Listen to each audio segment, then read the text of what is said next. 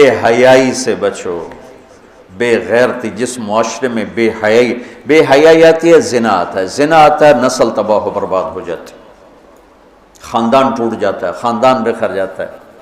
ہمارے مسائل اور ہیں. ہماری پریشانی ہماری بددیانتی، کھوٹ، جھوٹ کی وجہ سے کچھ نہ کچھ ہمارا فیملی سسٹم پھر بھی موجود ہے. لیکن یورپ تباہ ہو چکا ہے، مغربی ملک تباہ ہو چکے ہیں کہ ان کا فیملی سسٹم ٹوٹ چکا ہے.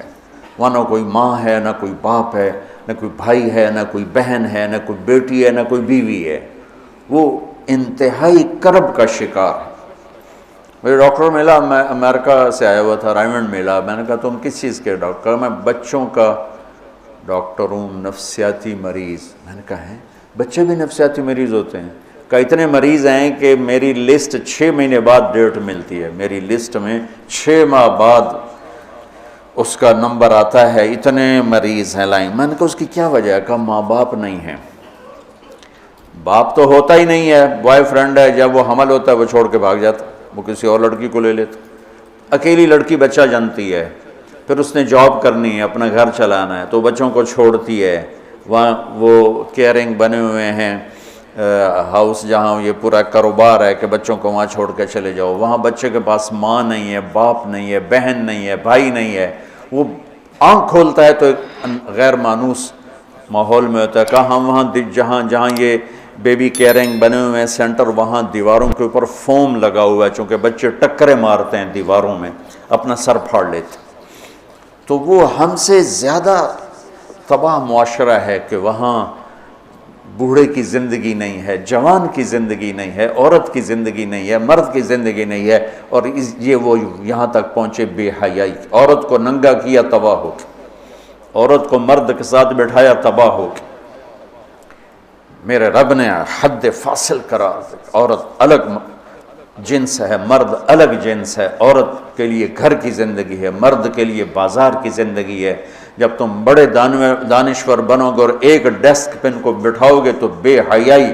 آج کی یونیورسٹیوں میں جو کھلم کھلا، میں زبان سے کیسے کہوں، اپنا ہی پیٹ ننگا کرنے والی بات. اور میرا رب کہہ رہا لا تقربوا الفواحش ما ظہر منها وما بطن، کہ بے حیائی کے قریب نہ جاؤ، بے حیائی کے قریب نہ جاؤ. کہ اچھا، یعنی زنا کے بارے میں اجل لا تقربوا الزنا، یہ نہیں کہا کہ لا تزنو، زنا نہ کرو، کہا لا تقربوا، زنا کے قریب نہ جاؤ. قریب جانے کا کیا مطلب ہے؟ بے پردگی، آوارگی، مکس گیدرنگ، عورتوں کے چھوٹے کپڑے، اور اب جسم کو ننگا کرنا، نمائش کرنا. یورپ کی عورت بیچاری کو تو پتہ نہیں ہے، وہ نہ ماں ہے، نہ بیٹی ہے، نہ بہن ہے، نہ بیوی ہے. وہ ایک ٹیشو پیپر ہے، استعمال کر کے پھینک دیا جاتا ہے. مغرب کی عورت انتہائی مظلوم ہے. دیکھنے میں وہ نظر آ رہا ہے آزادی نہیں ہے، اللہ کی قسم کرب ناک زندگی ہے، کرب ناک زندگی.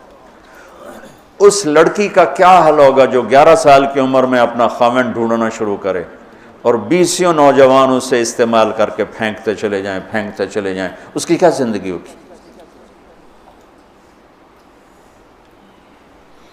اور اس نوجوان کی کیا زندگی ہو جو بیوی کی تلاش میں دھکے کھا مر جائے اور اسے کوئی وفادار لڑکی نہ ملے. عورت کو شوہر نہیں ملتا، مرد کو بیوی نہیں ملتی، تو اس لیے وہاں کی نسل گھٹ گئی ہے. تو میرا رب کہتا ہے لا تقربوا. لا تقربوا کا مطلب ہے کہ جو چیزیں بدکاری کو ہوا دیتی ہیں وہ ہے مرد عورت کا کھلا اختلاف، عورت کی بے پردگی، اور عورت کا کپڑوں سے باہر آ جانا.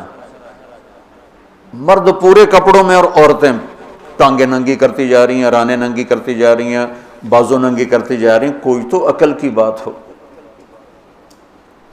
یہ شیطان نے عورت کو الٹے راستے پہ چلایا اور اس نے اپنی عزت بھی گنوا دی، عصمت بھی گنوا دی، اور اپنا مقام اور مرتبہ بھی گنوا دی.